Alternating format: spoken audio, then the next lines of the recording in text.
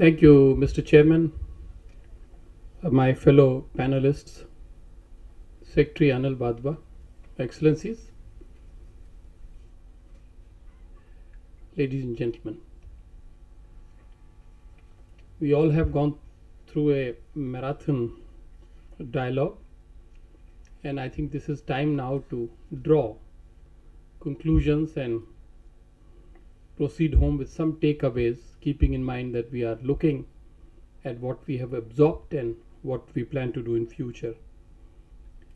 My presence on this platform, I think, is recognition of ICWA's role as the principal host institution of the first 5 editions of Delhi Dialogue, as an engaged collaborator for Delhi Dialogue 6 and 7, and as an institution which has organized successfully several important research projects and outreach activities in the area relevant to Delhi Dialogue agenda. I'll confine my remarks to only two issues. One is ASEAN-India relations, and two, the future of Delhi Dialogue. With regard to India-ASEAN relations, our assessment shows that they have progressed well in the past over 2 decades. In the past 3 years or so, it seems to us that there is an air of stagnation, as evident from the trade and investment flow figures, as Secretary himself referred earlier, pointing out how the actual figures are still a bit far away from the potential and the targets as well. But this is happening at a time when our endeavors to engage the people at large have really gained momentum. So we should not give up hope, and we should believe that our endeavors will actually yield better results in the next 2 to 3 years. On the political and strategic aspects, there is no doubt that there has been considerable progress in recent months. I think we should take note of what the Modi government has been doing and has been striving to do. I think a dispassionate scholarship demands that. We believe that India-ASEAN relations will henceforth be deeply influenced by the interplay of India's relations with other key players in the region. This perspective has been analyzed and presented extremely well in our latest publication entitled India's Asia-Pacific Engagement. I am honored to present a copy to the members of this distinguished panel and to Secretary Wadhwa.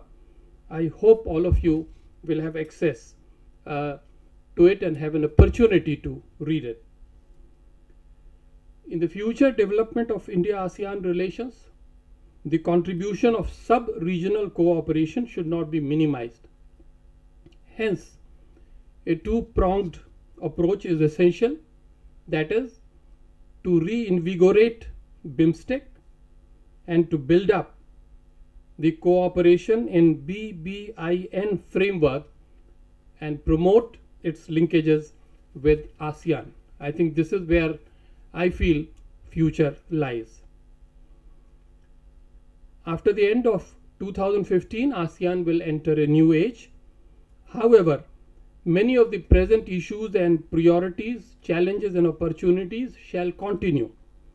India's policy makers and opinion makers will need to monitor closely the speed, trajectory and directions of ASEAN in the remaining years of this decade and tailor-make our own approach accordingly.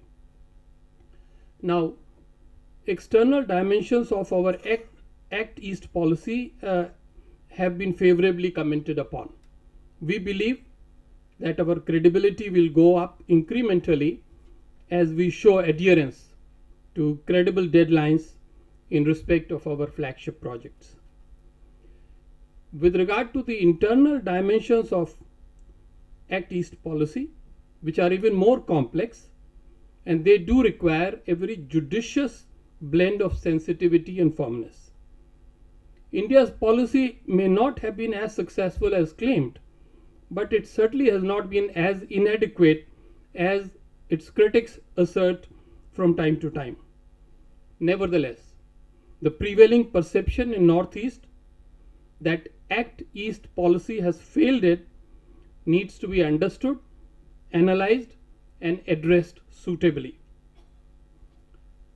I have the highest respect for the work of our scholars in RIS and in other institutions which is being done to promote and to study connectivity. But I have to say with a sense of anguish in my heart that words cannot supplant action. Charts and maps cannot be substituted for roads and bridges.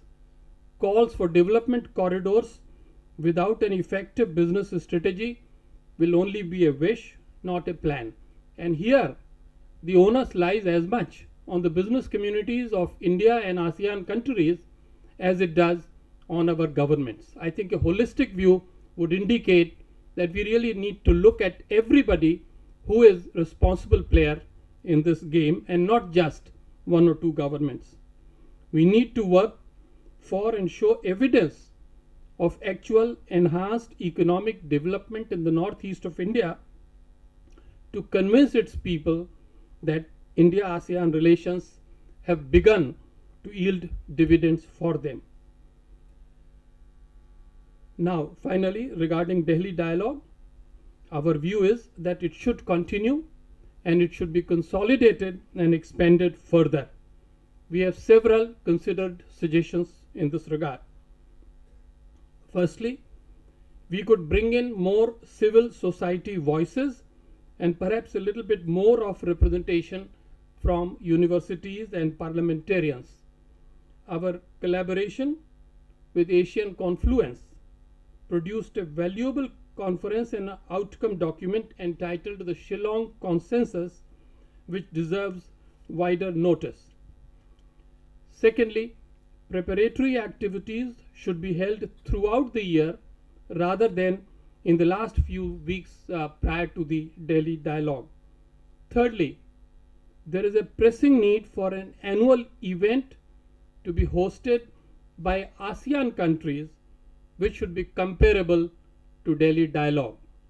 And finally, we would strongly recommend that we set up a young scholars forum which facilitates interaction among younger scholars and generates ideas of the new generation for consideration of veterans.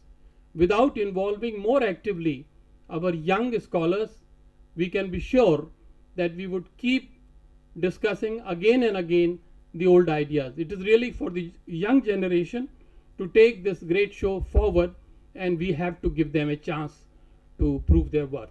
Thank you very much.